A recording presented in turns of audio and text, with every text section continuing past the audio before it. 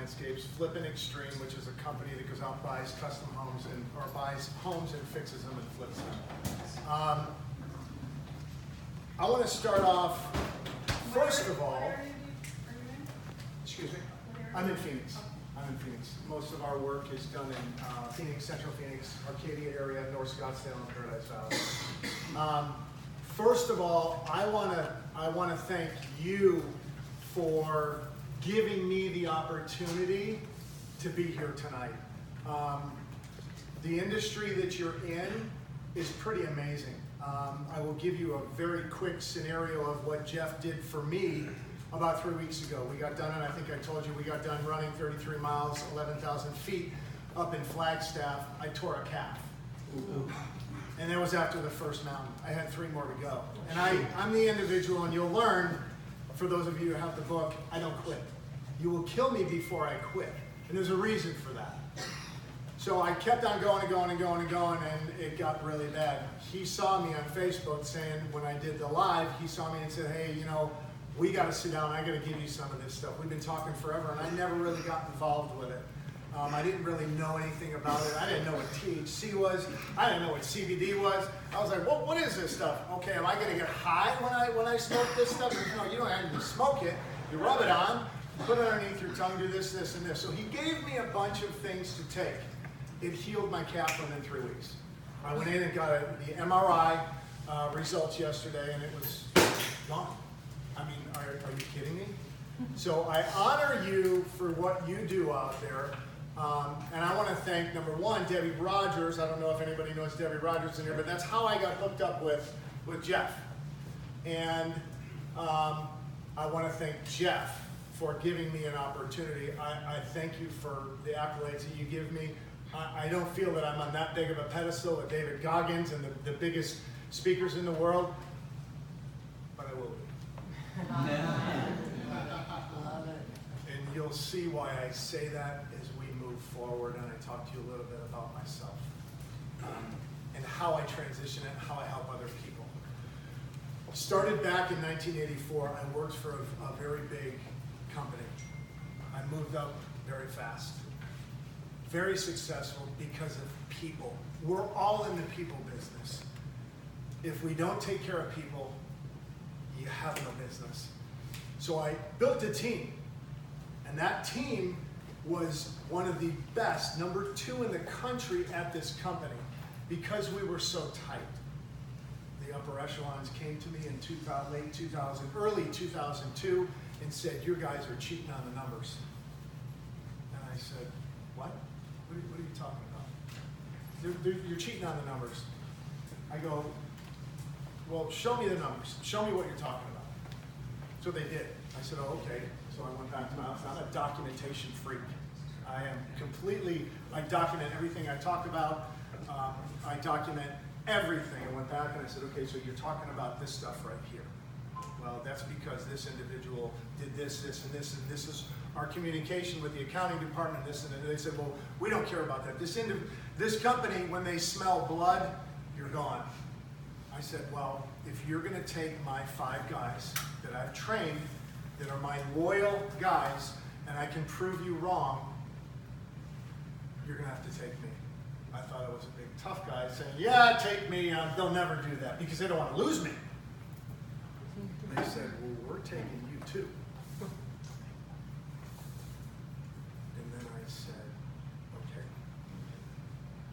I went home, told my wife, what are we going to do? I was so scared. I worked for the company for 19 years. I saved and saved and saved. And I gave my life to that company. I gave everything. And now they want to fire me. It was unjust. If I did something wrong, I'd tell you.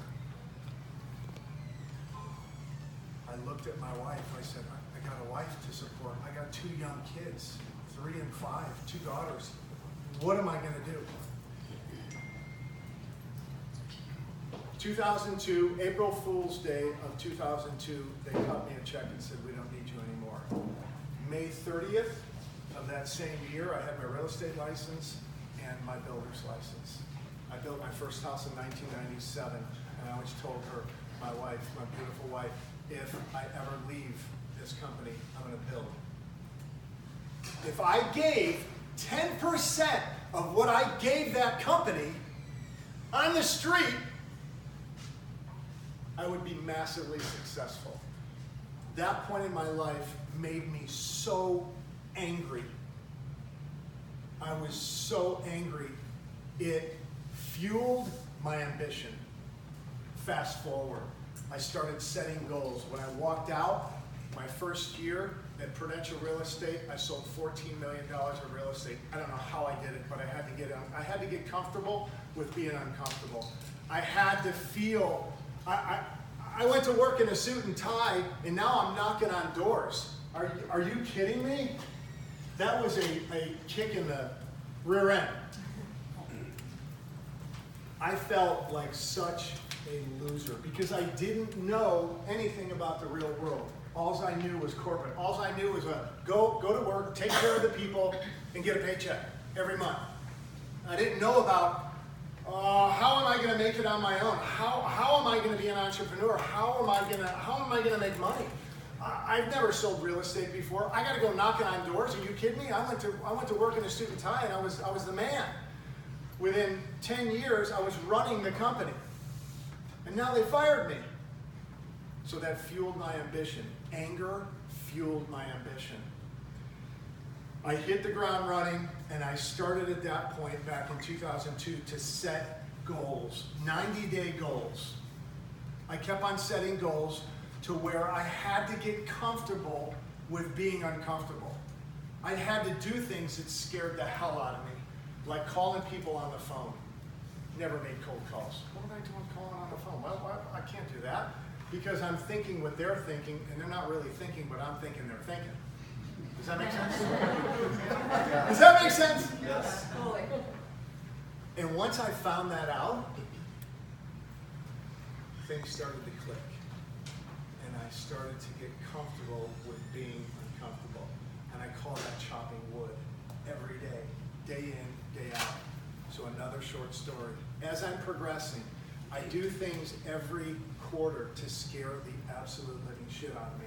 I do things to push the envelope to get better at my business, to get better at my body, to get better at my relationship with my wife, with my kids. I do things stepping outside of my comfort zone. So the third quarter of 2017, I said, what am I going to do that's going to absolutely scare the hell out of me and make me better as a human being? So I got a buddy of mine that went skydiving. Nice. No, absolutely not. And then I started doing research on it. I go, you know what? I rode bulls for 9 years. I had bulls in my backyard. I rode semi-pro bull riding and rodeos for 9 years, 1992 to 2001. That was scary, but I'm on the ground, and if I hit the ground, I can run away from that bull, and I'm pretty fast. So I said, you know what? I'm going to set a goal for my body. I'm going to jump out of a plane at 14,000 feet by myself, and I'm going to get my license because I know I'm going to continue to like that. So, September 15th of 2017, it was a Friday night. I know tomorrow I've got my 9th jump, and my 9th jump in my progression out of 24 jumps is by myself. And I'm sweating, and I can't sleep. And I'm thinking, you don't need to do this. This is stupid. You're gonna die. You're not gonna see your kids anymore, so I can't sleep. I get in the vehicle and I take off and I go down to Eloy. It's my 9th jump. I walked up to, they're all crazy down there jumping out of planes. My coach, I mean, it's a smorgasbord of people down there that are actually coaches that have 10, 20, 30,000 jumps. That, I mean, it's like there's no fear whatsoever in that. So I walk up, my coach, his name is Monkey Lip because he got a real small lip up top. And he said, hey, you know what today is? Yeah. He goes, you know what today is, right? I go, yeah. You ever get really, really nervous and really scared where you're trying to smile but you can't smile? You're like, yeah, I know what's going on. So I put on a show like it wasn't really bothering me, but inside I'm dying. So we load the plane. All I can smell is that airplane fuel from the props, the hot air coming at me. And I'm getting sick to my stomach, and I got my helmet on, and I'm starting to water up, and I sit, and I walked up to Rich, who's the flight coordinator, and I said, Rich, because he was one of my coaches, and I said, Rich, because you have to get on in progression. It goes lowest to highest, highest to lowest, to tandems, to free fallers, to wingsuit people. And I said, Rich, where do I go in this progression? He goes, you're first in, and you're last out. And I go, oh, okay. That means I get in the plane first, and I am the last guy to get out of that plane. And there is nobody to save me. I'm the only guy.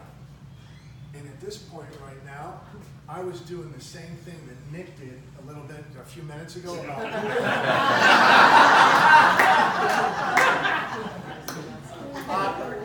I can't even begin to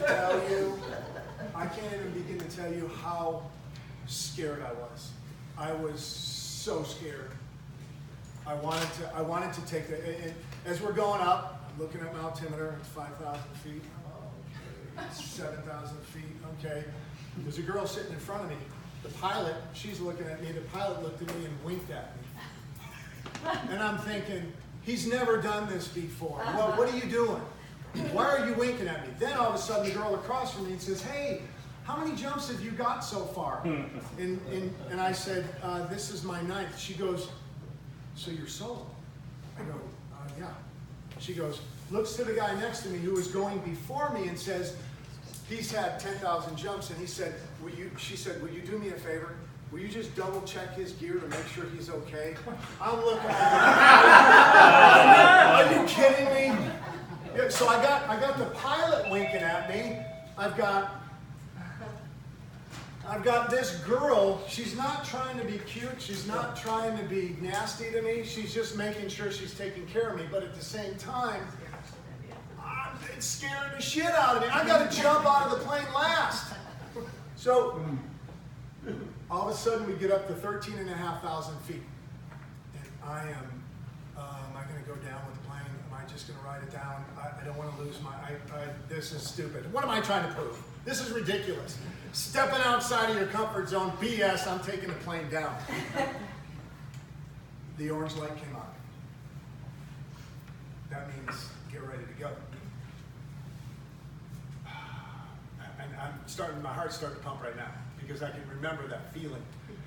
So I'm thinking, Teresa, why don't we just play it safe? Why don't I just relax, be average, go down with the plane. I can walk out of there and say, you know what, I'm cool, I rode the plane down, I won't ever come back, nobody will ever see me again. They started going. The 4 ways, 4 people at a time, jumping out, holding on to each other, doing flips. The side of the plane's open, I'm looking down. 3 ways go, 2 ways go, 1. Then the tandems start going one after the next. And it's depending upon your ground speed, you got to count 1, 2, 3, 4, 5, 6, 7, 8. About 9 at about 110 miles an hour is what you're going in that little plane that's going bah, and it's all aluminum, and you think it's going to fall to the earth. So the guy right before me gets ready to go. He takes off, and I'm looking down, and I see him. I'm hanging on, I'm looking down, I see him. 1, 2, 3. I'm like, I don't know if I want to do this. Teresa, I'm going to die. I'm not going to see my kids again. I started to tear up. And I'm going, do I need to do this? The pilot looks at me and says, dude, hurry up! Let's go! You're going to miss the landing zone. Let's go! It's already been 15 seconds. You're supposed to wait 8. Let's go! 3 deep breaths. Believe in yourself. You know what to do. You already know how to save yourself. You're the only person here to save yourself. I closed my lid, click, and I jumped. And I arched as hard as I could because that's what you're supposed to do. And I was so scared, I felt like I blacked out. I couldn't breathe. Arched, I got stable, arched, and I just said, look at the horizon, look at the horizon. And I looked at the horizon, and all of a sudden, all that fear went away